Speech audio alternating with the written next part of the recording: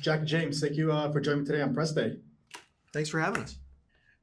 What an amazing first 4 episodes that I watched. You know, it's exciting to see both of your characters' journey continue in such powerful ways. This question is for both of you. What was it like returning to the Dexter universe, especially the way everything went down after New Blood? I mean, as an actor, just nothing but excitement that I got to return to this character that I love so much. It's like the most gratifying and fun experience that I've had in my career was New Blood. And so getting to return to that was just amazing. And then for the character, I think it's kind of the opposite for Harrison. I mean, he's running away. He's trying to bury and forget everything that's happened before and be normal. And divorce himself from his entire history. So that's sort of a fun duality itself. For me, the most, I guess the word that I would use is reunion. We're getting the band back together, and it's not going to be some mashup band. It's going to be the originals. Right. That's the way I feel about this, and I consider Jack as Harrison to be one of the originals. And for me to have not done an episode of Dexter for 20 years, and my first line with Michael C. Hall is, "Hello, son." It just knocked it out of the park. Right. It was just like hitting a home run on my first at bat.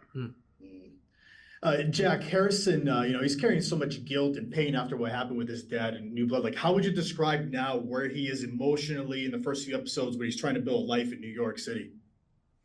I mean, he's trying to pretend it didn't happen, honestly. I mean, it's anything he can do to forget it, to make it not real, make it go away.